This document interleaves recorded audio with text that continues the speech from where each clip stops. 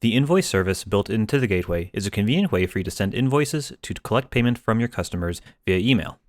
To get going, we're going to go to Invoices here and hit Add Invoice. And then you're taken to a page that's similar to the sale page, where you can enter all of your customers' information. But the only fields that are required are invoice amount. We'll do a $10 one.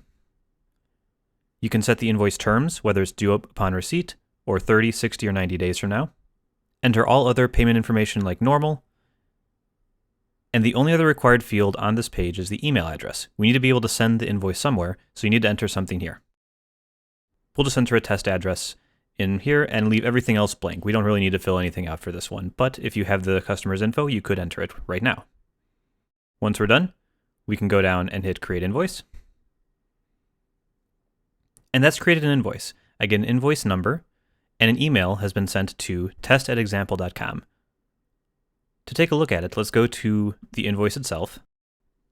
And here we can see all the information on the invoice. The invoice ID is here. You can see the balance due, payments applied, and all the other information. You can still change all of this. And if you'd like to send it to another email address, you could change the email here, hit save, and then hit resend invoice. I could also just resend to the existing email address. I can pay the invoice from here, and I can close it as well. If I go to the list invoices page, which I can get to from either the main menu in the left side, I can go here, or it's on the home screen right here. This takes me to a search page where I can just hit submit to show me all my current invoices, and I see I have two. I have one for Jane Doe that was created earlier, and I have this one that we just created. I can click into them to see that detail page we were just at.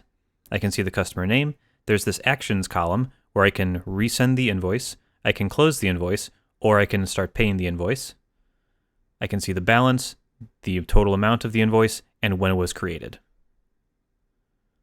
Note that invoices can be past due, closed, or paid as well, and if it's in any of these statuses, in this section, it will show you that invoice in that color. So let's go ahead and pay one of these. Let's pay the one we just created. So I'm going to hit the coins here, and I can choose how do I want to let them pay, credit card or check. I'll say credit card, and now I'm taken to again, a page very similar to the sale page. It has all the information filled out. We only had the email address and the amount, so that's all that's here. But I can enter a card number. Okay, so the card is entered, and how much do I want to pay?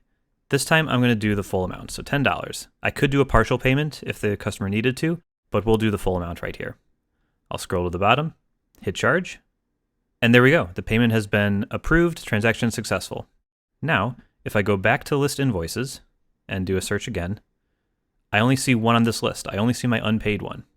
So here I can use the checkboxes in the search filters to decide if I want to see paid invoices, closed invoices, or past due invoices. This one's paid, so I'm going to click that, submit again, and now I see both of them. And I can see the one I just paid, the balance is 0, and it's highlighted in green to show that it's a paid invoice. If I wanted to close one, I could close. We'll confirm that you want to do that. I'll say OK. And when we go back to the list invoice page, I'll say include paid and include closed. Do a search, and there we go. That one is there too. The balance is $1, but it's closed. This method has you entering the information manually. However, when you create the invoice, it also does send an email with a PDF attachment for the invoice, and there's a link in the email the customer can click to make this payment automatically without you having to enter it on your own in the merchant control panel.